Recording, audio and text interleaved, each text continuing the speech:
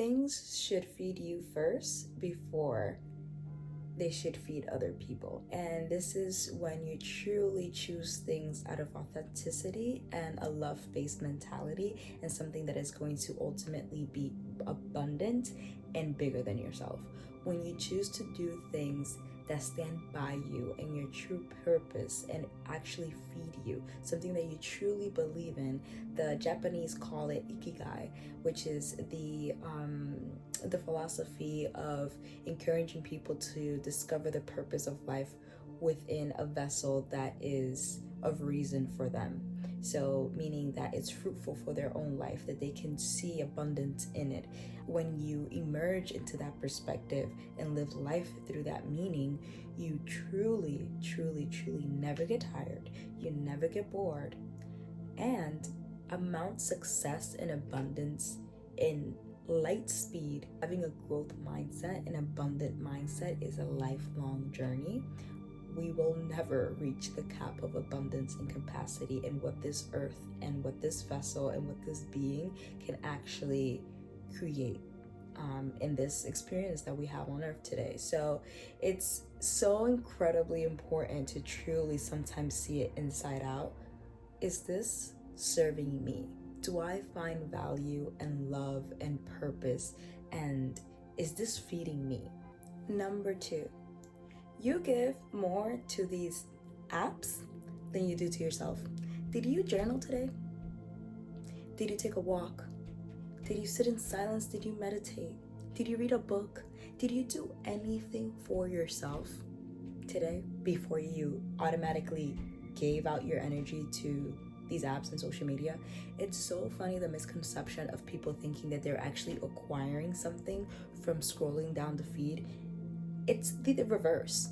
You are giving out. You are giving out your energy. You are giving out your alignment. You are giving out the freedom of being able to critically think. You are removing the ability for you to trust that you can actually gain and obtain the knowledge by yourself.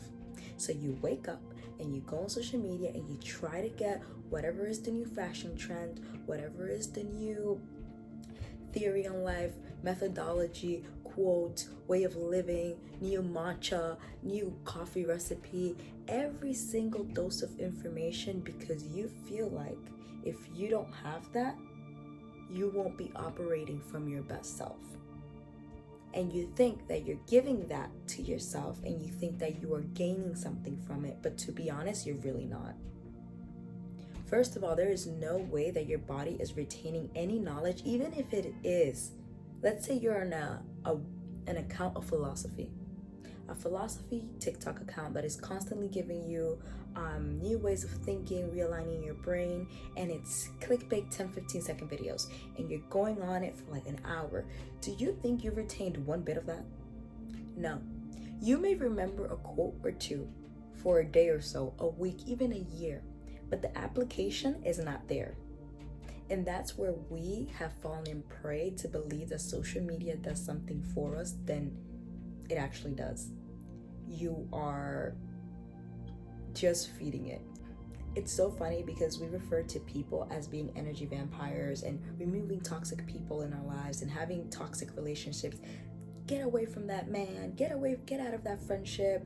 They're just draining your energy, when the main thing that drains their energy, that distrust within themselves, that derails their alignment, their purpose, and the ability to actually see themselves for who they are and not the person on the screen and who they're aspiring to be, is social media. Please reassess the relationship dynamic that you have with these apps, because it is toxic, my friend. It is toxic. It's unhealthy. You don't even spend that much time with your boyfriend. You don't even spend that much time with your family. You don't even spend that much time with yourself. God damn it. You don't even spend that much time with yourself. And then you expect to amount to something. And then you expect, and then you pray, and then you yearn, and then you get angry and you get frustrated. And why am I not doing anything? Why am I not advancing in life? Why aren't things unfolding? Why isn't God giving me things? Why am I not creating things for myself?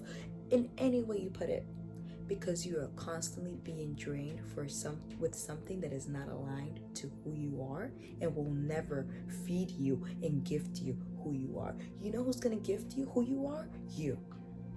You're the only person that can actually gift you. You're the only person that can actually learn, unlearn, realign yourself. You're the only person. You can be influenced by books, by films, by conversations, impactful, beautiful conversations. But you will not be impacted by a 15-second video that went in one ear and went out the other. Oh, it sounded beautiful. Oh my God, that is a good point. How are you going to apply that? How is that going to do any service to you? And I want you to ask yourself that question the next time you hit a video and you're like, wow, how is that servicing you? And realign your brain to actually digest and comprehend what it's consuming. Because the moment that you do, the relationship you have with social media will skyrocket. You're going to be a new person. You're going to finally set yourself free from the chains of these apps. On this next, I think third topic, I think I touched on it briefly before in the last topic, but I want to make sure I really double down on this one. Only in silence and in peace can you find insight.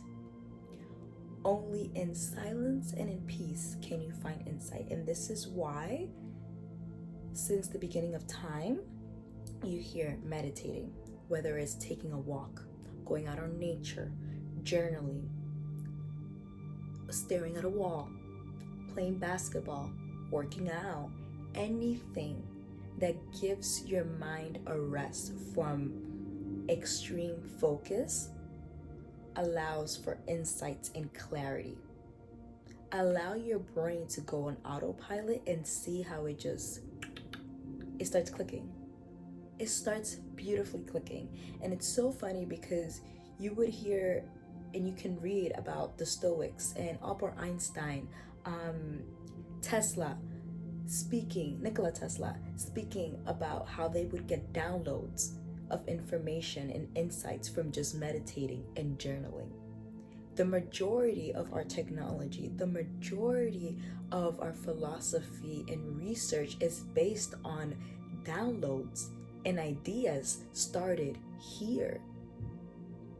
We have been programmed to believe that our knowledge comes from the internet, comes from a little square box, comes from other people's thoughts, verified resource. What even is that?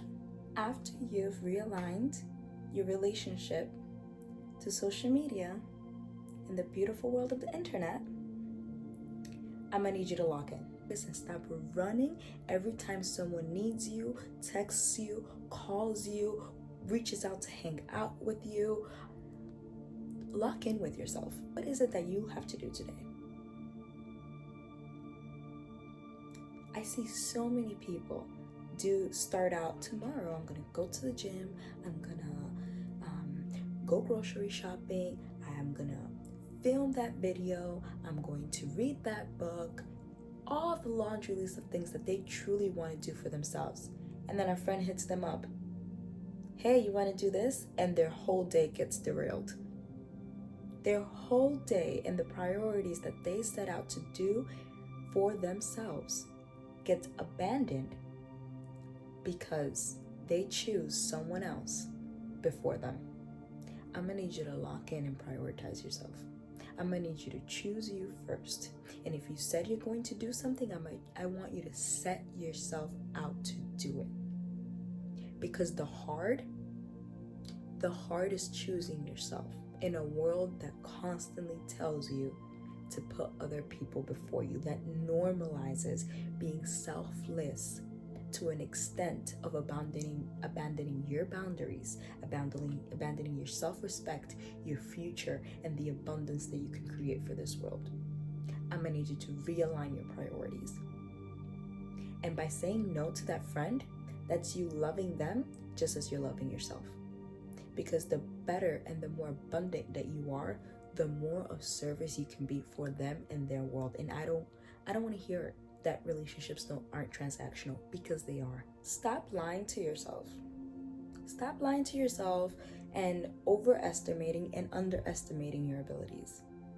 I think a very popular narrative and conversation in regards to this is stop underestimating you. Stop underestimating yourself. You can do it. You can do everything. No, babes. I'm gonna stop you right there. There are things that you can't do. There are things that you should choose not to even put your energy to learn to do or prioritize. And that is also part of self-awareness. Knowing your shortcomings, being aware of them, and not being naive and overestimating yourself.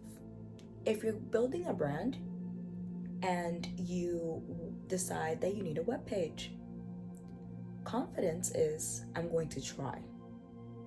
If you fail miserably, self-awareness says, I need resources to get someone to design this the way I need it to look.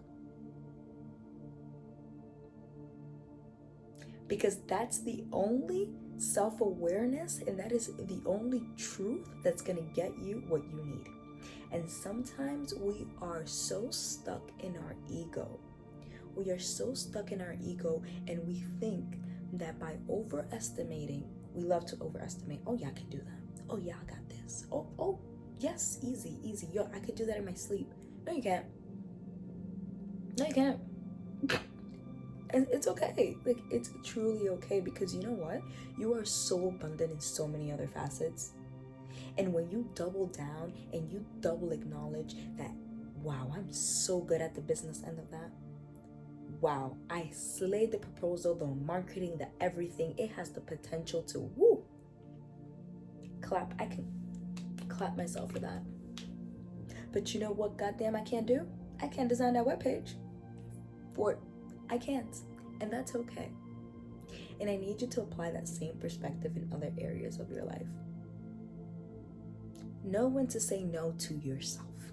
And you know the beautiful thing? That after you show up for yourself so many times, that's when the universe starts giving you bigger opportunities. Or you can handle that. Here's this. Here's this. Here's this. Bigger and better. You only realize that it's in your grasp, that it's in your world, when you have built up the momentum and the steps and the building blocks of the trust within yourself to do it.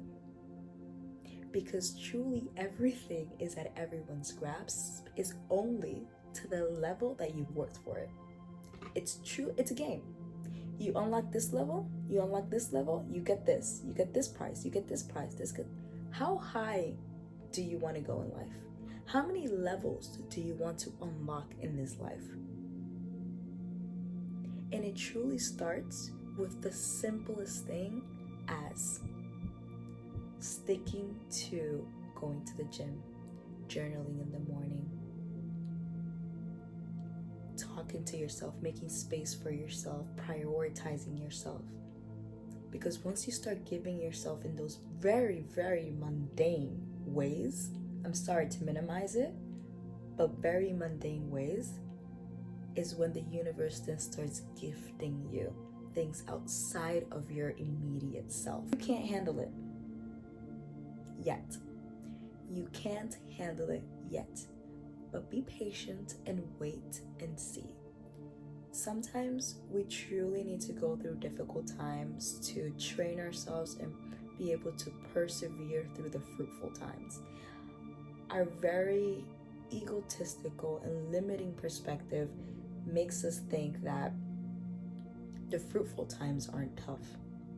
The fruitful times don't require hard work, dedication, and the essentials to persevere through. Can seem so easy. You're getting more money, so what is there to worry about? You're putting more hours. You're putting in more work. You're putting in more dedication. You are reprioritizing and juggling your essentials with more added on your plate, but not dropping the ball. And that is how you successfully persevere through the fruitful and the abundant times. All this to say, even when you've climbed the most fruitful mountain, you've built a business, you've built the relationships, you've built the friend group, you've built everything in your arsenal of what you believe is fruitful and abundant and a goal of yours, don't ever let go of the essentials of feeding yourself, of that routine for yourself. This is why the most successful people, and when I say the most successful people, it's not that they've been there for a year or two. The most successful people are the ones that have been at that pedestal for years, for decades, for a lifetime. Always say their number one is feeding themselves first. They wake up early, they journal, they go on a run, they work out, because they know that without those pillars, they can't achieve anything in life. And if not, it's easily very lost. Stop settling for the things that are not aligned for you, that you don't need, and out of pure desperation. Sometimes we do things because we're obligated to, but I don't want you to settle in that energy and become comfortable. Because the moment you do, you fall into quicksand. You fall into the energies that surround it, which is the most powerful field of maintenance and growth and stagnancy. And you also fall prey to the emotions around it. Falling into these two categories is what creates the world around you. That world of that work environment is not something that you want to prosper in. Why are you immersing your emotions into them? Why are you emerging friendships out of them? Why are you giving your time? Why? In and out. Obligations, you do them and you get out. An obligation, what's an obligation? You have to go to the dentist once a year. In and out. Are you stuck in that office talking about the politics of the dentist? Are you talking about the gossip between the nurse and the front desk staff? No. Because once you do, it steals your energy, it steals your emotion, and it steals your time, and now you're engulfed in a world that you didn't even know that you wanted to be part of. And then you get sucked in like quicksand and you don't know how to get out because you have invested your emotions, your thought, your problem-solving abilities to it. Truly allow yourself to learn through the process and the journey of things. A doctor wasn't born a doctor. A lawyer wasn't born a lawyer.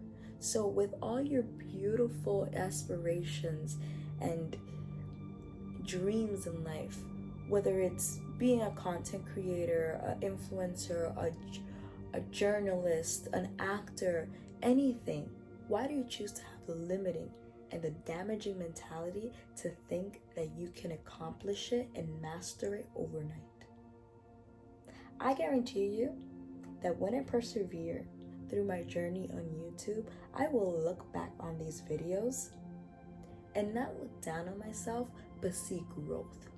See the growth in my ability to storytell, to convey my emotions, to convey my thoughts, to engage with my audience, to grow a community here, everything that I aspire. What are you telling yourself? I am poor. I am unhappy, sad. Disgusting things. No. I am wealthy. I am wealthy because I know that I stick to my word. I am wealthy because I have so much health. I am wealthy because I have the ability to go out for a run right now. I am wealthy because I have such a beautiful, amazing group of people around me. I am wealthy because I have a loving family. I am wealthy because I have the ability to go to work today. Even if it's not my desired profession, I am wealthy because I have a job, because I acknowledge that there are people that are searching for anything and are operating from the most basic bottom of desperation. I get what I always desire because I simply can. And I will.